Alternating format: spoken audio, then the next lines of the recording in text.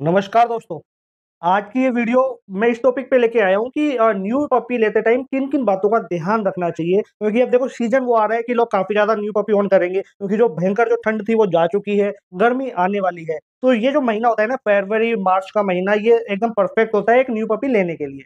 तो किन बातों का ध्यान रखना है उसको आप थोड़ा समझो। सबसे पहले तो आप जब एक डॉग लेने जा रहे हो, पहले ये देखो कि आपको उस डॉग की नीड है भी या नहीं। शो ऑफ करने के लिए कोई डॉग ब्रीड नहीं लेनी, ठीक है? और फिर आप उसको हैंडल कर सकते हो या नहीं, तो ये तो एक बहुत ही बड़ा पॉइंट है, ताकि बाद में ऐसा ना हो कि डॉग आपसे हैंडल ना हो और फिर आप किसी को दे दो या बाहर कहीं छोड़ दो, तो वो चीज़ बहुत गलत होती है। अब आप जब डॉग देखने जाते हो तो पहले आप सर्च करो कहाँ पे किस टाइप के डॉग मिलते हैं और जिससे आप ले रहे हो उसकी रेपुटेशन कैसी है मार्केट में। मैं पर्सनली एडवाइस यही करूँगा कि पेट शॉप से डॉग आप ना लें। और यदि आप पेट शॉप से ले रहे हैं तो इस बात का ध्यान ज़रूर रखें कि वो पेट शॉप जो ओनर है, वो एक प्रॉपर ब्रीडर हो और ब्रीडर भी ऐसे नहीं है कि 2-4 कुत्ते रख लिए और ब्रीडिंग कर रहे हैं, ठीक है? एक रजिस्टर्ड ब्रीडर हो और उसके पास कम से कम 4 जनरेशन डॉग्स की होनी ज़रूरी है।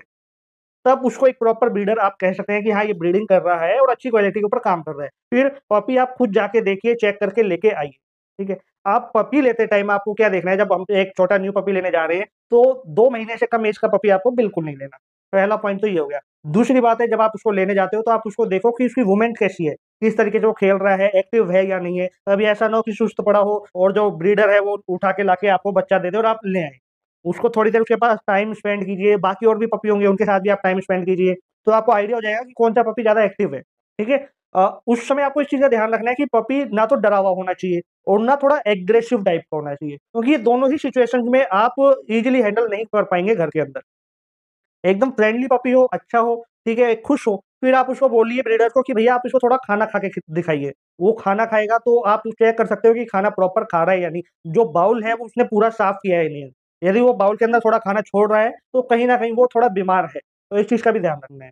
फिर जब आप घर के अंदर पपी ले आते हैं, तो जो ब्रीडर डाइट पपी को पहले से दे रहा था, आपको 15 दिन तक उसी डाइट के ऊपर अपने उस पपी को रखना है।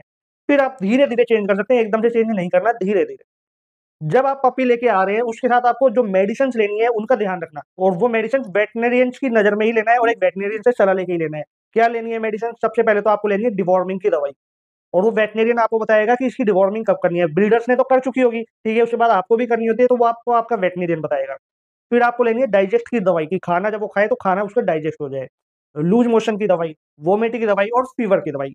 ये 4-5 दवाइयाँ ऐसी हैं जो आपके पास होनी बहुत ज़रूरी है, क्योंकि जब क्लाइमेट चेंज होता है तो कभी-कभी पपी को फीवर आ जाता है और कई बार क्या होता है कि हम हमें ध्यान नहीं होता, हम ज़्यादा खाना दे देते हैं तो लूज़ मोशन हो सकते हैं, वोमिटिंग हो सकती है और खाना डाइजेस्ट नहीं हो पाता। तो उसके लिए इन दवाइयों की भी बहुत ज़्यादा आवश्यकता होती है, ठीक है? ये आपको दवाई देखनी है। फिर जिस टाइम पे पपी को खाना दिया जाता है ब्रीडर के द्वारा, वो आप एक टाइम टेबल बना के आइए। उसी टाइम को आपको पपी को खाना देना है 1 मंथ तक।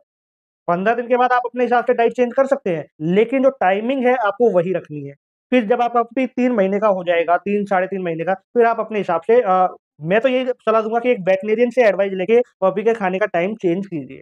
अगर आप ये सारी गाइडलाइंस को फॉलो करते हैं, ऐसा हो ही नहीं सकता कि आपका पपी एकदम सही तरीके से ना पले। क्योंकि बहुत बार देखा जाता है कि लोग पपी उठा लाते हैं, लाते ही उसको दूध पिला देते हैं, उनकी उल्टी हो जाती है, उनकी डेथ हो जाती है।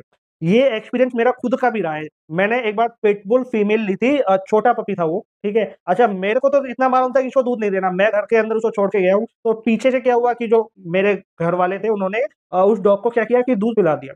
अब दूध पिलाने के बाद उसको वॉमिटिंग हो गई।